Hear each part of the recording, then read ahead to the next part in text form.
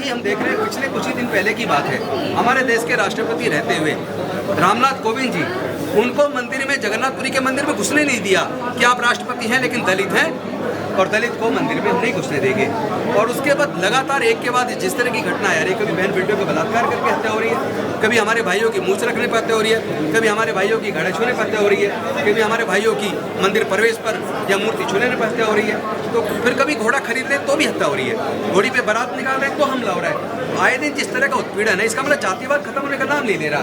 तो हमारा जो संघर्ष है वो कोई कुर्सी बचाने का, MP MLA बनने का, राजनीति करने का, ये बिल्कुल आप समझ लीजिएगा, राजनीति बहुत छोटी चीज़ है। डॉक्टर बाबा साहब अम्बेडकर जब हिंदू कोड बिल लेकर आए 1951 में, क्यों लाए थे? वो इसलिए लाए थे क्योंकि हिंदू महिलाओं को अगर पति मर जाए जवानी में तो भी उनको दूसरी शादी करने का हक नहीं था, और इसके साथ साथ अगर पति छोड़ दे तो उनको गुजारा भत्ता लेने का हक नहीं था, और पति अगर जालिम और क्रूर हो तो उन्हें तलाक का हक नहीं था, पति की संपत्ति में, पिता की संपत्ति में हक नहीं था, बच्चे नहीं होते तो बच्चे गोद लेने का हक नहीं था। तो डॉक्टर बाबा साहब अम्बेडकर 1951 में भारत की संसद में हिंदू कोड बिल लेकर आए, लेकिन पूरी संसद, सारे सांसद बाबा साहब के खिलाफ हो गए और उन्होंने कहा कि भारत में हिंदू महिलाओं को अधिकार देना ये हिंदू धर्म पर हमला है। लेकिन डॉक्टर बाबा साहब अम्बेडकर ने कहा कि अगर मैं अपने देश की महिलाओं को उनके मान सम्मान के लिए, उनके हक अधिकार को नहीं दिला सकता तो मुझे कानून मंत्री बने रहने का कोई हक नहीं है। उन्होंने कानून मंत्री के पद से इस्तीफा दे दिया। तो जिस गौरव की अनुभूति उस वक्त बाबा साहब को नहीं होगी, मुझे ये इस्तीफा देने के बाद उसी तरह के गौरव की अनुभूति हो रही है कि मेरे बहन बेटियों के साथ बलात्कार करके हत्या की जा रही है। आए दिन रोज इस तरह की घटनाएं हो रही है, मेरे समाज के युवाओं की हत्या की जा रही है, घोड़ी पर चलने में हमले हो रहे हैं। तो ऐसे मंत्री बने रह के हम राजनीति करें, MP बने, MLA बने, लेकिन अपने समाज की लड़ाई को ना लड़ पाएं, तो फिर ऐसा बने रहने का कोई फायदा नहीं है। इस पीड़ा से मैंने संकल्प लिया कि अब मैं बाबा साहब का वो सपना जो था जाति खत्म करना, उसके संकल्प के साथ हम आज से अपने इस न्याय के लिए इस लड़ाई को शुरू करेंगे, और हमने इसके लिए नाम दिया है जाति उन्मूलन संकल्प यात्रा। तो आज की जो यात्रा है वो जाति उन्मूलन के शुरुआत के लिए संकल्प के लिए है। वो संकल्प हम बाबा साहब की 26 अलीपुर रोड, जहाँ बाबा साहब रहे और उन्होंने उनका महापरिनिर्वाण वहाँ पर हुआ, वहाँ जाकर बाबा साहब को पुष्प अर्पित करके पूरे सारे साथियों के साथ हम लोग ये संकल्प लेंगे कि हम अब भारत से जातिवाद खत्म करके रहेंगे, और ऐसी किसी भी मान्यता को, जो मान्यता हमारे साथ पक्षपात करती है, जो मान्यता हमें अंधकार में डालती है, जो मान्यता हमें वैज्ञानिक दृष्टिकोण से दूर करती है, जो मान्यता हमें प्रज्ञा के ऊपर आधारित ज्ञान से वंचित करती है, ऐसी किसी भी मान्यता को हम लोग नहीं मानेंगे। हम अपने समाज के हक अधिकार को, लड़ाई को लड़ेंगे, और अब जाति मुक्त भारत का संकल्प लेकर वहाँ से पूरे देश का भ्रमण करने में निकलूंगा। और आज ही शाम को मैं यहाँ से नागपुर दीक्षा भूमि जा रहा हूँ। कल नागपुर के दीक्षा भूमि में, वहाँ पर भी मैं बाबा साहब को नमन करते उस मिट्टी पर जब बाबा साहब ने दीक्षा ली थी, वहाँ भी यही संकल्प दोहराऊंगा। और वहाँ से परसों सुबह मैं वहाँ से आगे जाऊँगा चंद्रपुर, वहाँ भी बाबा साहब ने अगले दिन दीक्षा लाई थी, वहाँ उस मिट्टी को भी मैं पवित्र भूमि को नमन करूँगा। और इसी संकल्प के साथ फिर पूरे देश का भ्रमण का हम लोग पूरी टारगेट के साथ, ताकि भारत में जाति खत्म हो। जिन लोगों का देश के सारे संसाधनों पर कब्जा है वो कभी जाति खत्म करना नहीं चाहते। RSS चीफ ने ये तो कहा कि अब वर्ण व्यवस्था और जातिवाद खत्म होना चाहिए। चलो शुक्र है, हमारे आंदोलन का एक तो फायदा, पहली बार कम से कम RSS ने स्टैंड तो लिया, चाहे ऊपरी मन से लिया, छोटे मन से लिया, उसका आकार हम लोग देंगे। डॉक्टर बाबा साहेब अम्बेडकर जी ने जब 1935 में जाति तोड़क मंडल ने उनको लाहौर में बुलाया, तो वहाँ बेसिकली उनका एक ही सवाल था जिसपे बाबा साहब को बोलना था कि जाति कैसे खत्म हो। उसके ऊपर डॉक्टर बाबा साहेब अम्बेडकर से लिखित भाषण मांगा गया। डॉक्टर बाबा साहेब अम्बेडकर जी ने लिखित भाषण दिया, और जाति तोड़क मंडल के जो सदस्य थे वो आर्य समाज के लोग थे। उन्होंने जब उस भाषण को पढ़ा तो उन्होंने कहा, बाबा साहेब या तो आप इसमें कुछ चेंज कर दो हमारे कहने से, वरना हम आपको बुला नहीं पाएंगे। तो डॉक्टर बाबा साहब अम्बेडकर ने कहा कि चेंज करना तो दूर की बात है, मैं एक कोमा और मात्रा भी नहीं हटा सकता, क्योंकि उसके अंदर उन्होंने पूरा जो हिंदू धर्म के अंदर जो वर्ण व्यवस्था और जातिवाद है वो किस हद तक पूरे देश को खोखला कर रहा है, किस हद तक देश को पूरी तरह से बर्बाद कर रहा है, किस हद तक वो नस्लों को उसने तबाह कर दिया, उसका पूरा चित्रण पूरा वैज्ञानिक तरीके से, पूरा साइंटिफिकली और रिसर्च करके जो उन्होंने बाबा साहब अम्बेडकर ने वो लिखा था।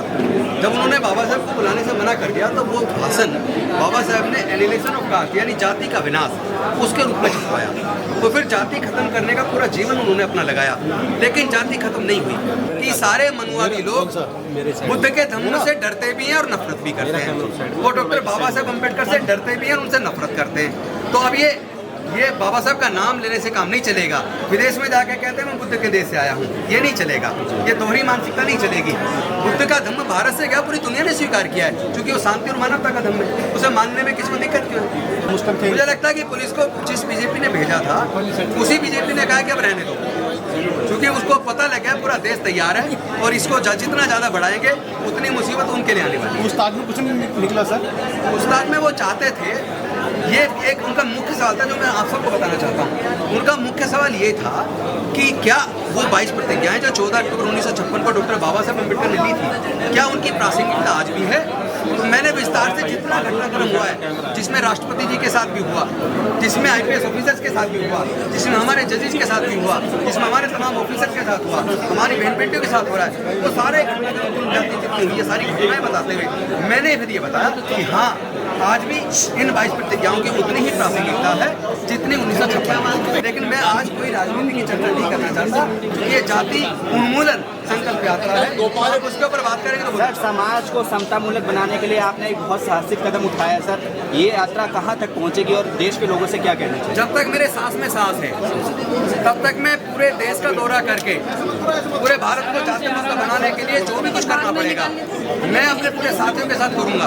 और मुझे खुशी आपको बताते हुए ये हो रही है, अलग अलग पार्टियों के हमारे सांसद, विधायक, मंत्री फोन भी कर रहे हैं, अंतर मन से वो जुड़ रहे हैं।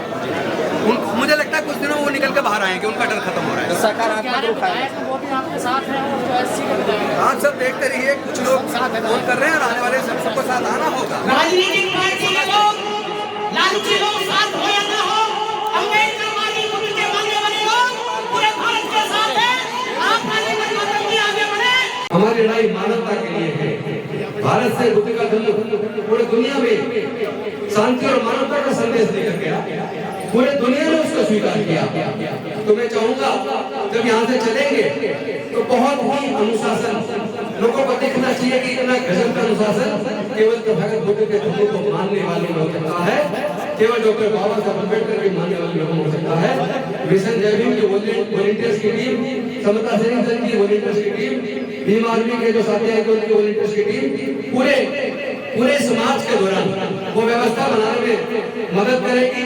और मुझे पूरी उम्मीद है कि दिल्ली की पुलिस वो भी समाज को बहुत शांतिपूर्वक तरीके से निकालने में पूरी मदद करेगी, ताकि किसी भी प्रकार का कोई ऐसा वातावरण न बने जिससे कोई अशांति पैदा हो।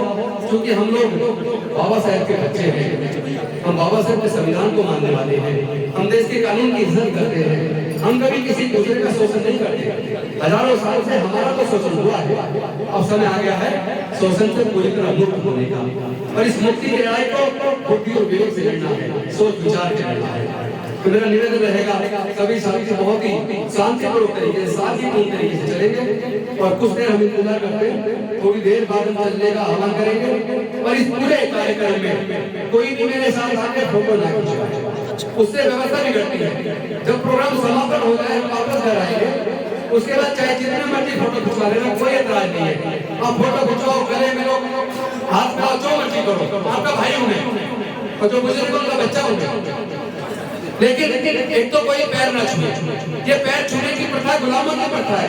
पैर छूना छोड़, किसी के पैर छूने की जरूरत नहीं। और मेरा निवेदन है आगे भी कोई पगड़ी लेकर मत आओ, शॉल लेकर मत आओ, फूलमाला लेकर मत आओ, गुलदस्ते लेकर मत आओ, मिठाई लेकर मत आओ, कोई उपहार लेकर किसी को आने की जरूरत नहीं है। और बहुत ही ज्यादा सम्मान की चाहो, या तो एक डंडी का सिंगल फूल या फिर ये पंछी, ये एक ही काफी है। इससे बड़ा सम्मान मुझे नहीं लगता कोई दूसरा हो सकता है।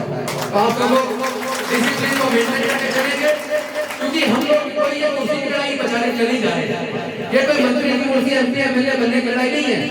ये लड़ाई हमारे समाज के स्वाभिमान की है, हमारे बहनों की इज्जत की है। और इज्जत के लिए तो हम चाहे कुर्बान हो जाए, उसके लिए हम तैयार हैं। ठीक है, शांति का ध्यान रखें।